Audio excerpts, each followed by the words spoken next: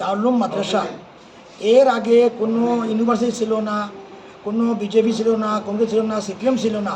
কিছু ইনফ্রাস্ট্রাকচাররা বলতেছে যে ইউডিএস না, স্কুলে ভর্তি করতো। আমাদের প্রশ্ন না, ভারতের সংবিধান অধিকার দিছে প্রত্যেক ধর্মাবলম্বী, শুধু মুসলমান নাই, মুসলমান, হিন্দু, খ্রিস্টান, বৌদ্ধ, পারে যত আছে তারা তাদের নিজস্ব ধর্মীয় প্রতিষ্ঠা করতে পারে এবং চালাইতে পারে। তাহলে স্কুলে কেন ভর্তি করবো? মাদ্রাসার মধ্যে যে সমস্যা আছে এগুলো দূর করার সময় দেয়, এগুলো আমরা দূর করবো।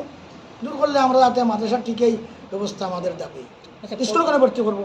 আজকে চিফ সেক্রেটারির দপ্তরে দিছি, মুখ্য দপ্তরে দিছি, মুখ্যমন্ত্রী নাই, চিফ সেক্রেটারি নাই, দপ্তরে সার্টিফিকেট দিয়া আমরা কি লইছি, এই রিসিভ লইছি আমরা, এবং সময় চাইছি। একটা কথা সময় চাইছি, যাতে মুখ্যমন্ত্রী আমাদেরকে তার সময় দেন, আমরা এই মাদ্রাসা ব্যাপারে এবং সংখ্যালঘু মুসলিমদের বিভিন্ন ব্যাপারে কিছু দাবি জানাই, ওনার কাছে সাক্ষাৎ হইলে কিছু মত বিনিময় করা হবে। এই মাদ্রাসা চলছে 158 বছর থেকে, ভারত স্বাধীন হওয়ার আগ থেকে।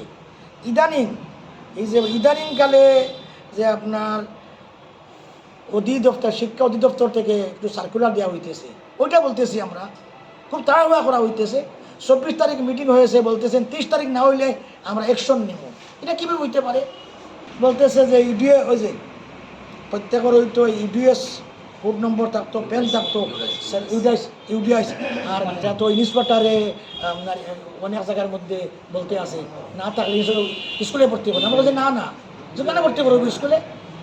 আমাদের বোর্ডের মধ্যে আছে 35টি মাদ্রাসা আছে। দেখেন, ভারতবর্ষের মধ্যে ইংরেজ যখন বিতাড়িত হয়, বিতাড়িত হওয়ার পরে দারুল দেওবন্দ হয়েছে 1866 সালে, জামিয়া মিল ইউনিভার্সিটি হয়েছে 1920 সালে, বানারস হিন্দু ইউনিভার্সিটি হয়েছে 1919 সালে, কংগ্রেসের জন্ম হয়েছে 1885 সালে, বিজেপির জন্ম হয়েছে 1980 সালে, সিপিএমের জন্ম হয়েছে 1925 সালে, আর মুঘল সমাজ গঠন হয়েছে 1858 সালে।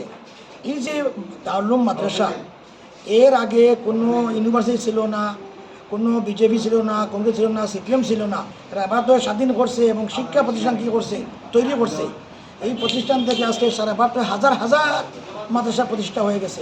ত্রিপুরা আমাদের একটা বোর্ড আছে, এই বোর্ডের আমি সভাপতি। মেইন বোর্ডের দারুল দেওবন্দের মধ্যে এই বোর্ডেও আমরা মাদ্রাসা চালাইতে আসি। সরকারের কাছে আমরা এই 6টা দাবি করছি, যাতে আমাদের কবি মাদ্রাসাগুলোর এই 6টা দাবি আমাদের।